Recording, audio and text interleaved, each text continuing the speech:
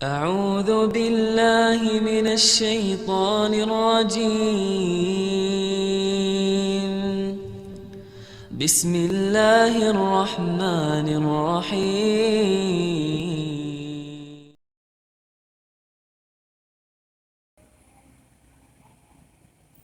Jamaah yang dimuliakan Allah Subhanahu wa taala. Pengajian insyaallah kembali dapat kita lanjutkan. Masih saja seputar salat. Pada malam ini kita mencoba mengulang kaji terkait dengan kewajiban membaca Al-Fatihah bagi setiap orang, bagi setiap individu, terutama bagi setiap jamaah di dalam salat jahar. Terkait dengan kewajiban membaca Al-Fatihah ini sudah kita jelaskan beberapa kali, namun saya memperkirakan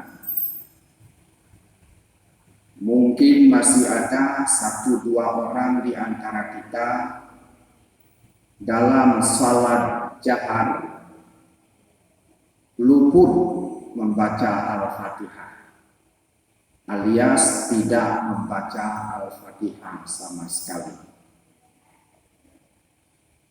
Dalam sejumlah hadis Rasulullah mengatakan, la'allakum taqra'una khalfa imamikum.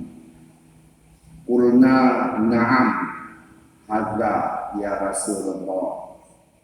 Qala la taf'alu illa bi Fatihatil kitab fa innahu la salata liman lam yaqra biha. Terjemahan bebasnya kurang lebih kata Rasul, barangkali kalian membaca sesuatu di belakang imam kalian. Kami menjawab, benar wahai Rasulullah. Beliau kembali bersabda, janganlah kalian melakukannya kecuali dengan membaca Al-Fatihah. Karena sesungguhnya tidak ada artinya salat seseorang yang tidak membaca Al-Fatihah. Ini dapat kita lihat hadisnya di dalam Sunan Abu Daud nomor 823, Imam Turmuzi 311, dan banyak lagi imam-imam yang lain. Dinilai sahih oleh Abu Daud, Daruqutni, Turmuzi, Ibnu Hibban, Al-Hakim, dan Al-Baihaqi. Jadi cukup banyak ya perawi-perawi hadis yang menilai hadis ini sahih.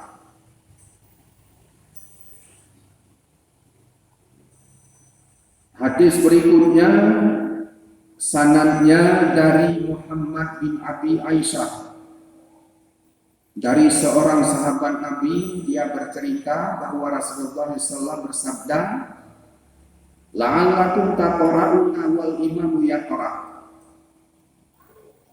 Qalu ya Rasulullah inna la naf'al. Qala la taf'alu illa ayya qara'a ahadukum bi Fatihatil kitab. Mungkin kalian membaca sedang imam pun membaca bacaan. Mereka menjawab, sesungguhnya kami memang melakukannya. Beliau bersabda, tidak boleh kecuali jika salah seorang di antara kalian membaca Al-Fatihah. Jamaah yang dimuliakan Allah Subhanahu wa taala, sudah jelas kedudukannya dan sangat boleh jadi banyak lagi hadis-hadis yang menyatakan wajibnya bagi seseorang membaca Al-Fatihah di dalam salatnya. Kalau salat sendirian atau salat sir itu tidak dipermasalahkan lagi. Salat sendirian atau salat yang sifatnya sir seperti salat zuhur, salat asar, atau salat sendirian itu penuh kita baca dari al-iqamah kama sampai dengan salam, baik laki-laki maupun perempuan, dibaca selengkap mungkin.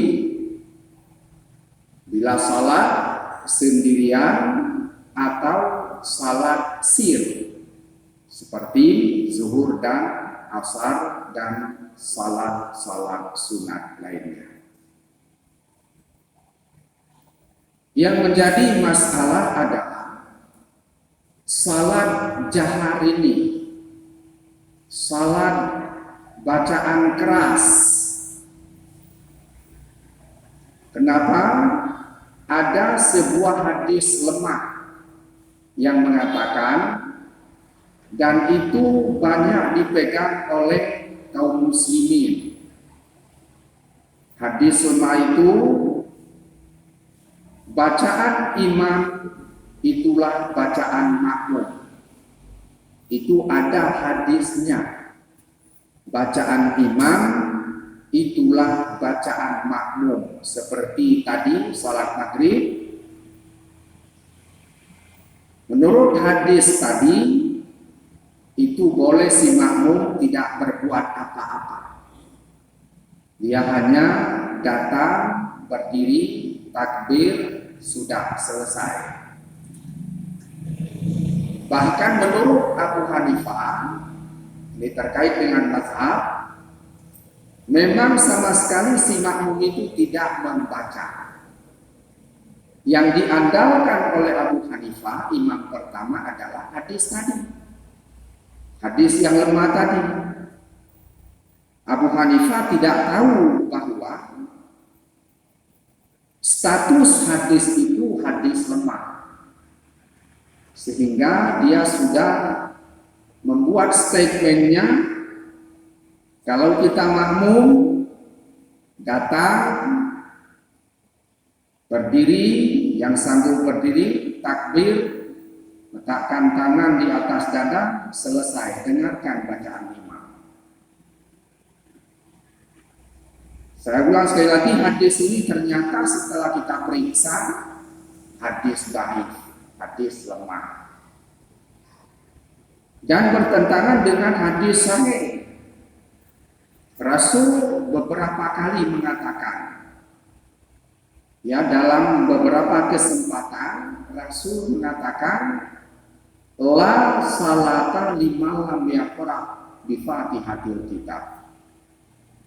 Tidak sempurna salat seseorang tanpa membaca Al-Fatihah.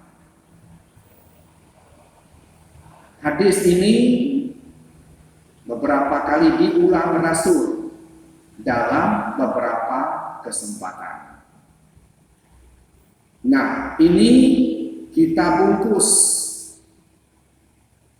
kita pastikan, ya, dalam salat berjamaah, salat jahar, si makmum wajib membaca Al-Fatihah.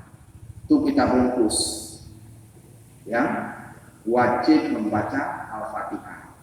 Jangan bergantung pada bacaan imam, bergantung pada hadis dhaif tadi. Berikutnya yang menjadi pertanyaan, bagaimana tata caranya? Bagaimana tata caranya membaca Al-Fatihah buat si makmum? Pertama, ada dua cara. Tapi yang terkuat, cara pertama tetap dibaca oleh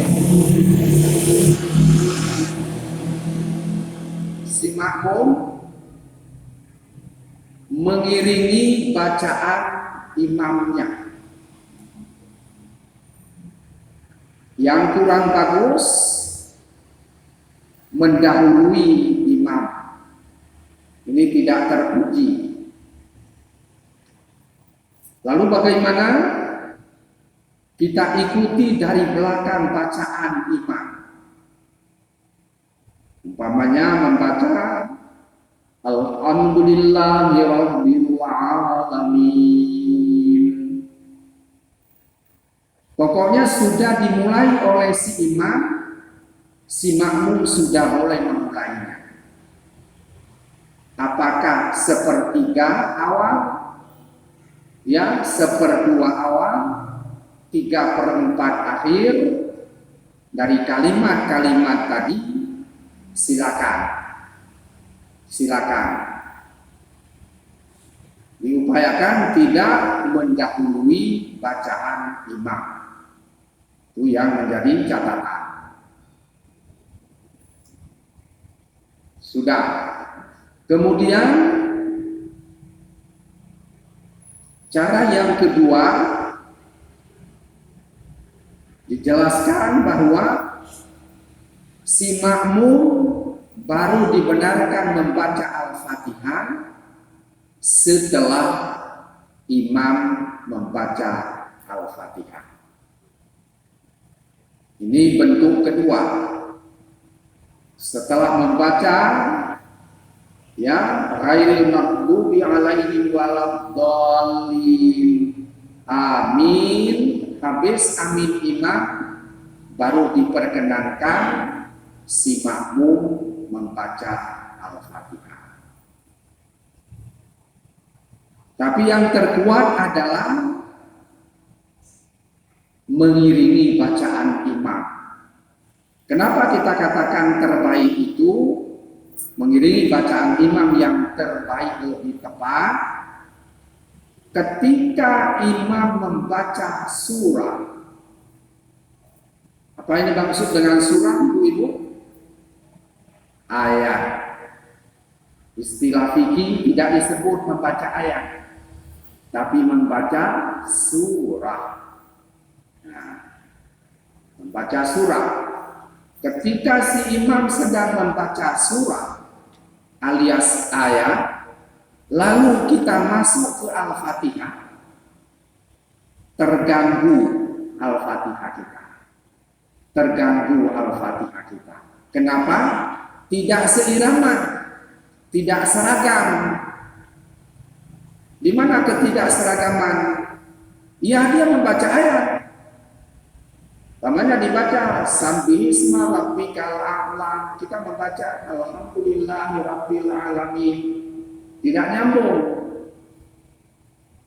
Sangat boleh jadi kita yang membaca Al-Fatihah tadi kacau, keliru bacaan kita. Maka menurut pengalaman saya, ya lebih bagus kita mengiringi bacaan imam. Ya, saya jelaskan berulang-ulang. Begitu dibaca umpamanya satu ayat Alhamdulillahirabbil alamin, apakah kita tunggu habis atau kita ambil separuh bacaannya atau sepertiga dari awal? Yang kita jaga jangan mendahului imam. Saya pribadi lebih cenderung kepada cara pertama. Namun yang terbanyak oleh kaum muslimin itu mengambil cara kedua. Itu banyak yang melakukan seperti itu setelah bacaan Al-Fatihah oleh si imam, baru mereka membaca Al-Fatihah. Di mazhab Imam Syafi'i itu sukut dalam salat ada 3. Sukut, apa arti sukut? Diam. Diam dalam salat ada 3. Pertama, antara takbir dengan Al-Fatihah, di mana di situ membaca doa iftitah. Yang kedua, sukut kedua, diam kedua, setelah amin, sebelum surah, antara amin dengan surah. Nah, disinilah direkayasa, dibuat. Ternyata penjelasan hadis ini yang menerangkan ada sukut antara amin dengan surah itu adalah hadis dhaif. Hadis dhaif. Ya, hadis dhaif. Sesungguhnya tidak ada diam antara amin dengan surah. Oleh sebagian imam tadi memberikan kesempatan, diamnya itu memberikan kesempatan kepada si makmum membaca Al-Fatihah. Namun kita tetap mengacu kepada sallu kama ra'aitumuni usalli. Salatlah kalian sebagaimana kalian melihat aku salat. Nah, dari Rasul tidak ada hadis sahih.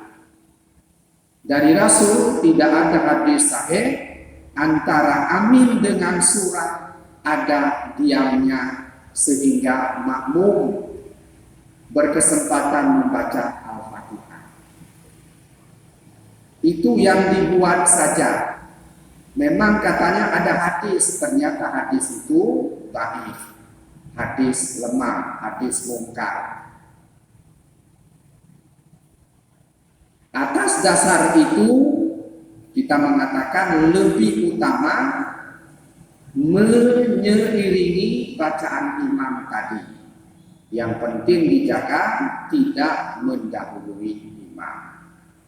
Sukut yang ketiga antara surah dengan ruku. Antara surah dengan ruku. Ini kuat hadisnya, sahih hadisnya. Antara bacaan ayat dengan turun ruku. Jangan nanti habis ya, lam yakul lahu kufuwan ahad, Allahu akbar. Bukan begitu. Tarik nafas. Tarik nafas sekali. Lam yakul lahu kufuwan ahad. Baru Allahu akbar. Tarik nafas sekali saja. Sukunnya bukan sukut lama, sekedar diberi kesempatan menarik nafas sekali saja. Dua sukun inilah yang resmi dari Rasul. Bisa ulang-ulang. Dua diam inilah yang resmi lewat hadis sahih Rasul. Pertama, antara takbiratul ihram dengan Al-Fatihah, kesempatan membaca iftitah. Yang kedua, antara surah dengan ruku. Ini yang jelas hadisnya. Ya, jangan nanti cepat sekali antara ayat dengan ruku. Alhamdulillah imam kita di sini itu sudah memenuhi sunnah tadi. Maka Pak Mahyar umpamanya, Pak imam kita yang satu lagi, Pak Mirza, jangan cepat, ya, tarik nafas baru ruku, baru melafadzkan Allahu Akbar.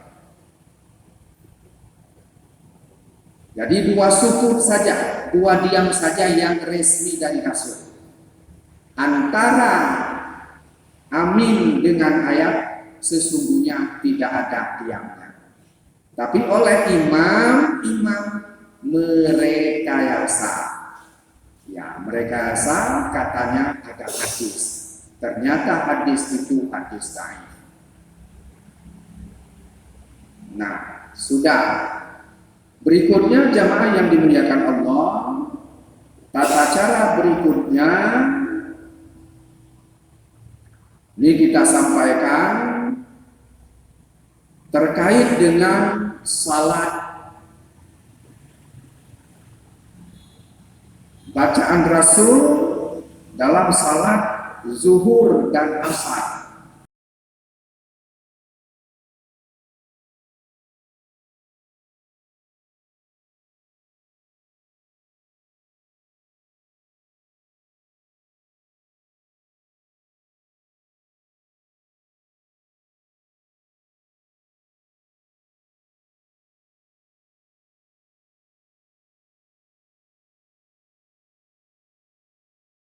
Al-Fatihah wajib bagi setiap orang yang mengerjakan salat, termasuk di dalamnya makmum dalam salat bacaan jahar maupun sir. Cukup jelas. Hal itu didasarkan pada riwayat hadis Ubadah bin Samit, sudah terdahulu hadisnya. Nah, jadi ini membaca Al-Fatihah wajib bagi setiap orang yang mengerjakan salat, termasuk di dalamnya makmum dalam salat dengan bacaan jahar maupun sir. Jadi cukup jelas penekanannya, ya. Kemudian timbul lagi pertanyaan. Sekarang kita ikuti imam itu mengiringi bacaannya, atau seperti pendapat imam-imam tadi diselesaikan bacaan aminnya imam baru membaca Al-Fatihah si makmum tadi. Si imam memberikan sukun atau diam beberapa detik umpamanya. Caranya bagaimana? Nah, apakah dibaca keras atau dalam hati? Nah, ini masalah. Kalau kita mengambil dalil, bacaannya itu adalah bacaan sir. Bacaan sir. Yang menjadi pertanyaan lagi, apakah sir itu dalam hati? Nah, ini pertanyaan. Apakah bacaan sir itu dalam hati? Kita bacakan hadisnya. An Abi Ma'mar qol sa'alna khabbaba Sa'alana khabbaba akan Nabi SAW yaqra'u fi zuhri wal asr. Qala na'am. Qulna bi ayyi shay'in kuntum ta'rifun? Qala bi tirabi lihiyati. Nah, terjemahannya kita langsung saja masuk kepada intinya. Kami bertanya kepada Khabbab. Khabbab ini seorang sahabat yang dekat dengan Rasul. Dekat dengan Rasul, Khabbab namanya. Akanan Nabi, apakah Nabi itu membaca, maksudnya Al-Fatihah dalam salat zuhur dan asar? Qala na'am, ya benar. Qulna, kami tanya lagi, kata sahabat-sahabat Khabbab ini, bi ayyi syai'in kuntum ta'rifun? Hai Khabbab, dengan kawan-kawan, dari mana kalian tahu bahwa Rasul itu ada membaca dalam salat zuhur, salat asar tadi? Dari mana kalian tahu ada membaca? Dijawab oleh hamba, bittirabi lihyatihi, dengan bergerak jenggotnya. Dengan bergerak jenggotnya. Nah, kalau bergerak jenggot, bergerak dagu, karena jenggot itu lengket di dagu.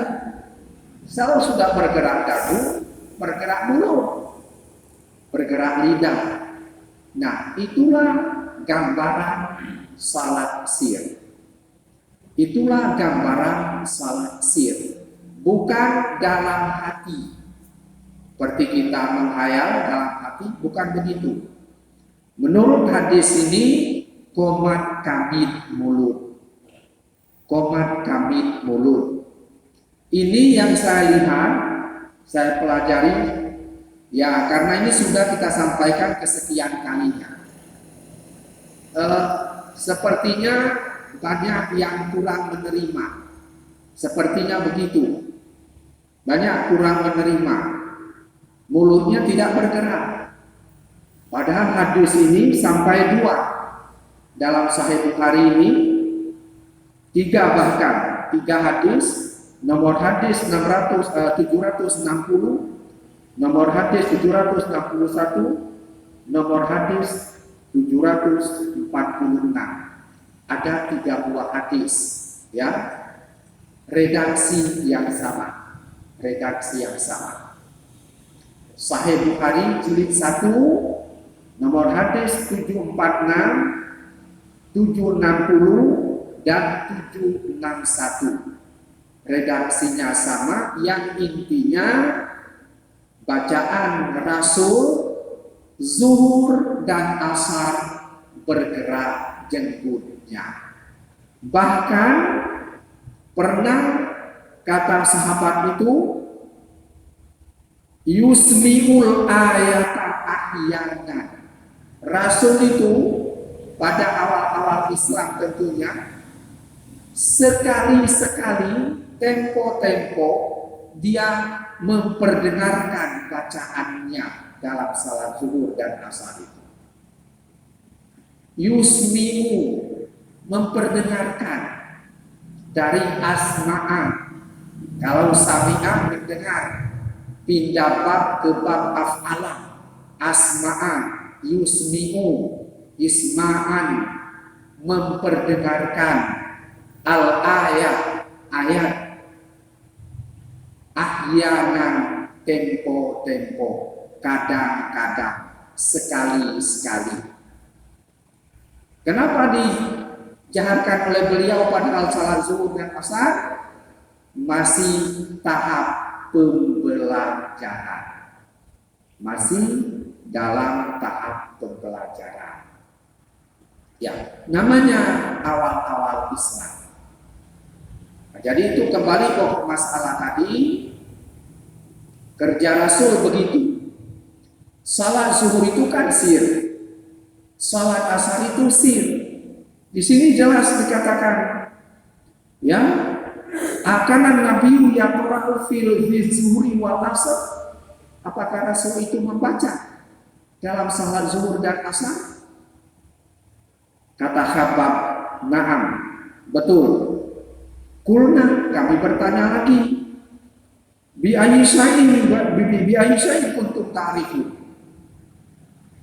Dari mana kamu tahu? Begitu bahasa pasarnya, begitu kurang itu.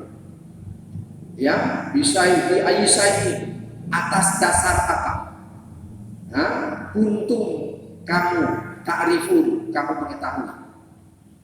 Atas dasar apa? Dijawab oleh si Khabbab. Ini sanadnya Khabbab yang kita bawa pulang, Khabbab, sahabat Rasul. Bittirabi lihyatihi, dengan bergerak jenggotnya. Jadi bergerak jenggot ini menjadi bahan buat kita. Tidak perlu ragu. Bergerak jenggot, bergerak dagu, bergerak bibir, bergerak lidah. Situ 4. Janggut, dagu, bibir, lidah. Cuma jangan sempat mengganggu tetangga. Itu maksudnya. Umpamanya saya membaca, coba Bapak Ibu amati.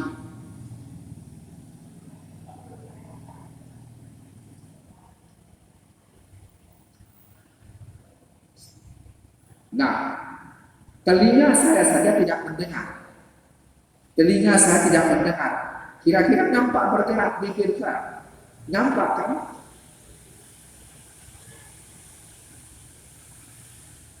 Nah, saya seolah-olah membaca yang di dalam hati. Tulisan Al-Fatihah itu di dalam hati saya baca.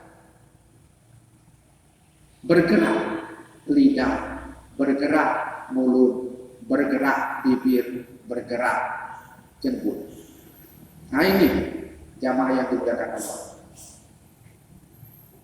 Nah jadi saya pikir demikian saja. Mudah-mudahan kita pahami. Tinggal 3 menit lagi dari kode Pak Ahmad. Kita belum salat sunat, nanti kita sambung lagi. Nah, untuk sementara demikian, mudah-mudahan menjadi ya pegangan kita. Saya simpulkan, silakan mengambil cara pertama, silakan mengambil cara kedua habis bacaan imam, tapi di imam kita di sini tidak memberikan kesempatan. Karena sudah kita sampaikan bahwa sukun yang ketiga antara amin dengan ayat itu tidak ada dalil yang kuat. Makanya yang resmi cuma 2, antara takbir dengan Al-Fatihah, baca iftitah, kemudian antara ayat dengan ruku sekedar sekali tarik nafas. Bermanfaat adanya. Billahi taufiq wal hidayah. Wassalamualaikum warahmatullahi wabarakatuh. Jadi diingat nanti ayat itu An-Nahl 98 itu dari umum.